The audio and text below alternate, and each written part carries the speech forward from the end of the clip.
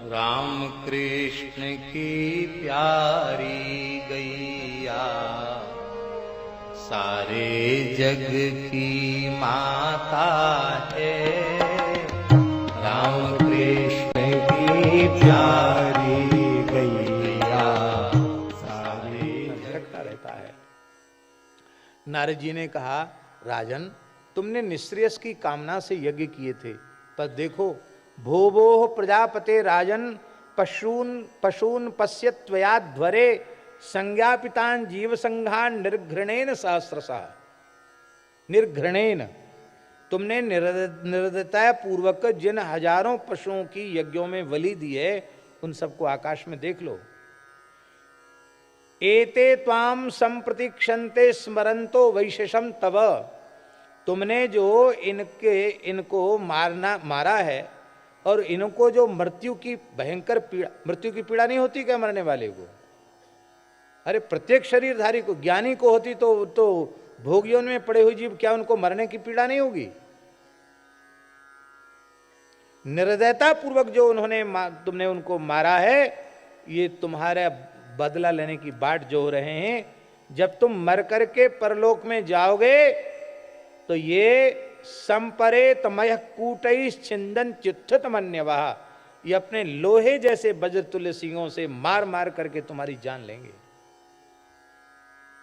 पर हम तो ये मानते हैं कि जिस छाग को हमने धन्य किया वो तो सीधे स्वर्ग चला गया, और स्वर्ग में पुण्य भोगने के बाद फिर वो ब्राह्मण कुल में पैदा होगा, ऐसा है कि नहीं?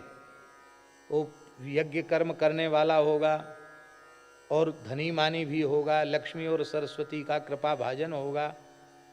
ऐसा लोभ न दिखाया जाए तो कैसे कोई करेगा?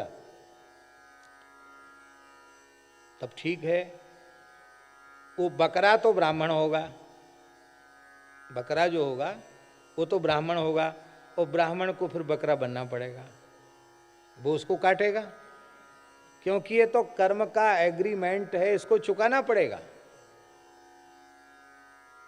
इसलिए एक तरफा किसी विषय को सुनकर कभी निर्णय नहीं देना चाहिए। महाभाष्य में भगवान पतंजलि जी ने कहा, उपलब्धौ यत्न क्रियताम। किसी भी सिद्धांत की उपलब्धि में आप प्रयत्न कीजिए, और जो बात वेद से समझ में नहीं आती है, स्मृतियों से भी समझ में नहीं आती है, वह बात भगवान व्यास के संपूर्ण साहित्य को पढ़कर समझ में आ सकती है। मेरी विनम्र प्रार्थना है, संपूर्ण महाभारत पढ़ो, अष्टादश पुराण पढ़ो, उनमें भी इस प्रकार के वाक्य आएंगे।